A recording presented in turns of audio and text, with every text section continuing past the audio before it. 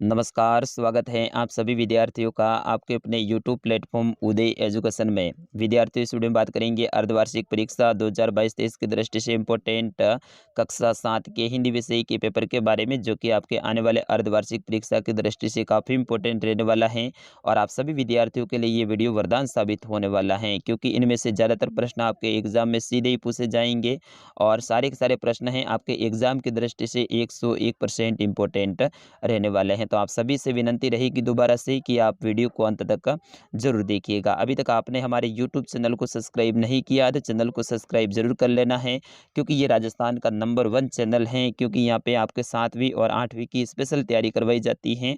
और आप सभी विद्यार्थियों के प्यार और सपोर्ट की वजह से आज हमारा चैनल राजस्थान का नंबर 1 चैनल है, तो आप इसके ऊपर विश्वास कर सकते हैं। हमारे पास में 8 सर की टीम है, जो कि अलग अलग विषय के हैं। सभी विषय के अलग अलग सर हैं जो कि आपके लिए पेपर तैयार करते हैं। तो बिल्कुल आप विश्वास कर सकते हैं, सारे पेपर आपके लिए रियल पेपर साबित होने वाले हैं। विद्यार्थी, वीडियो की शुरुआत करूं उससे पहले आपसे निवेदन रहेगा, एक बार पुनः अभी तक आपने हमारे चैनल को सब्सक्राइब नहीं किया तो चैनल को सब्सक्राइब जरूर कर लीजिएगा। इस पेपर को आपको डाउनलोड करना है तो भी मैं वीडियो के बीच में बिल्कुल बताऊंगा, और ये ऐसा कैसा पेपर है आपको देखने को मिलने वाला है, डाउनलोड करने के लिए मिलेगा और फिर आप आराम से पढ़ सकते हैं।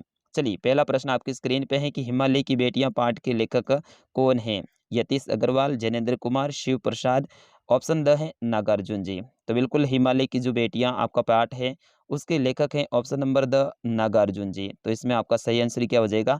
नागार्जुन। प्रश्न संख्या 2, कठपुतली का जीवन था संगठित, परतंत्र, स्वतंत्र, सरल।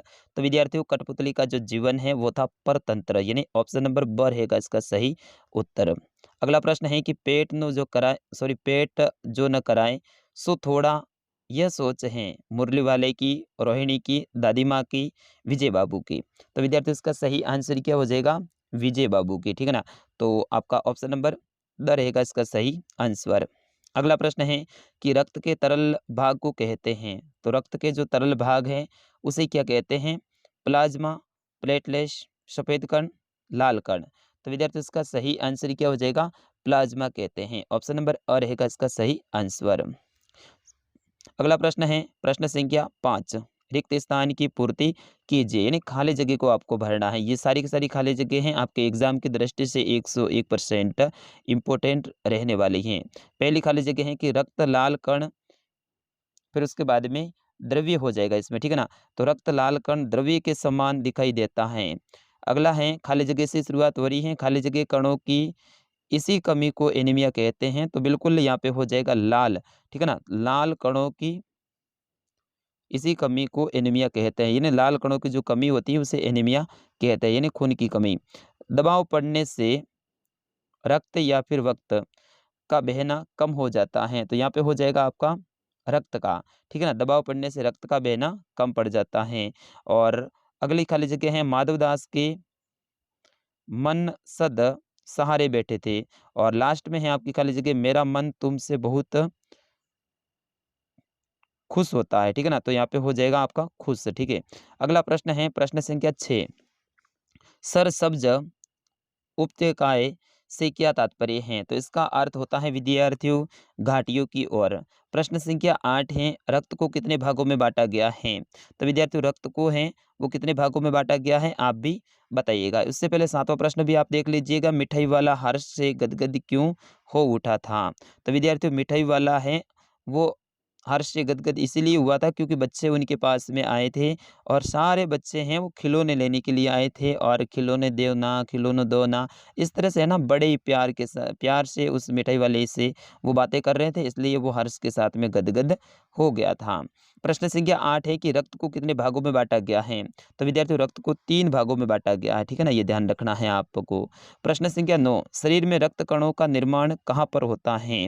तो कोशिका के अंदर जो प्लाज्मा होती है ना, वहाँ पे शरीर के अंदर रक्त कणों का विकास होता है। प्रश्न संख्या 10, खून को भागुमती का पिटारा क्यों कहा जाता है? विद्यार्थियों, प्रश्नों के उत्तर थोड़े बड़े हैं, तो इनको आप एक बार नोट कर लीजिएगा और फिर याद कर लीजिएगा। प्रश्न संख्या 11 है, काका काल करे काले कर ने नदियों को लोकमाता क्यों कहा है?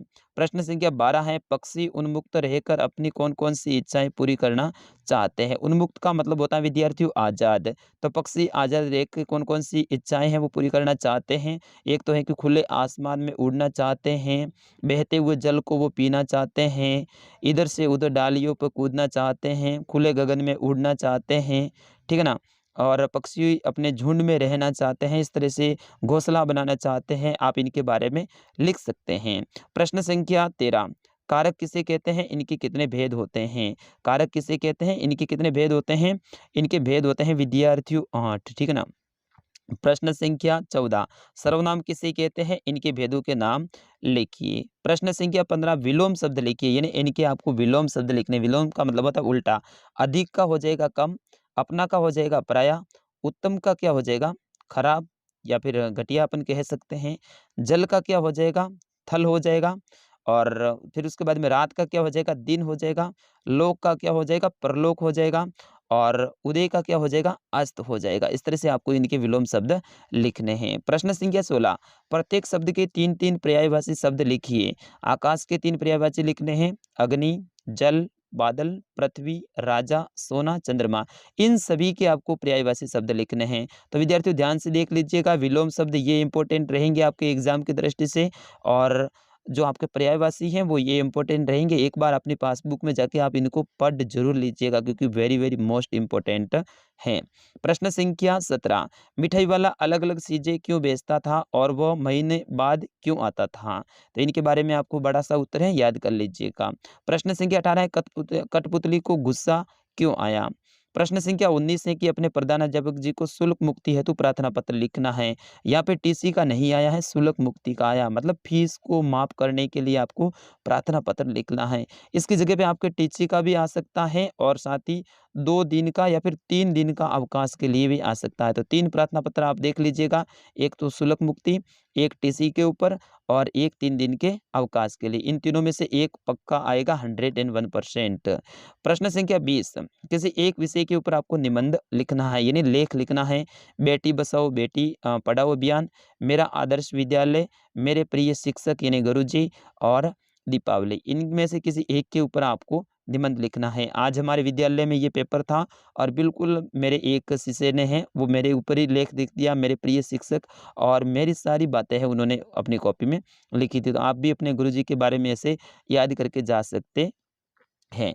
विद्यार्थियों, ये था कक्षा 7 का हिंदी विषय का पेपर। मैं आशा करता हूँ आपने अच्छे से देख लिया होगा और अच्छे से याद भी कर लिया होगा, प्रश्नों को नोट भी कर लिया होगा।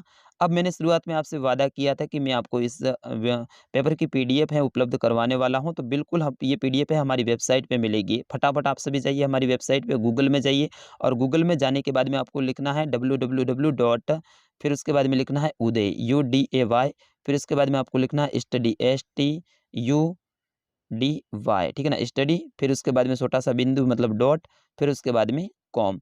ये जाके आप सर्च करेंगे, वहाँ पे राजस्थान जीके का आपके लिए ऑप्शन एक खुलेगा, और उसी राजस्थान जीके के अंदर कक्षा 7 हिंदी पेपर पीडीएफ ऐसा नाम लिखा होगा, उसके ऊपर क्लिक करना है। फिर उसके अंदर डाउनलोड करे का एक ऑप्शन आएगा, डाउनलोड करें उसके ऊपर क्लिक करना है। जैसे ही डाउनलोड करे के ऊपर आप क्लिक करेंगे, तो ये पूरी की पूरी पीडीएफ है आपके फ़ोन में सेव हो जाएगी, मतलब डाउनलोड हो जाएगी। फिर आराम से इस पीडीएफ को आप पढ़ लेना, इस पेपर को पढ़ लेना, और अच्छे से तैयार करके जाना। विद्यार्थियों, आगे कौन से विषय का पेपर है आप कमेंट में ज़रूर बताइएगा, अपना और अपने ज़िले का नाम ज़रूर कमेंट में लिखिएगा। मिलते हैं अगले वीडियो में, तब तक के लिए नमस्कार, जय हिंद।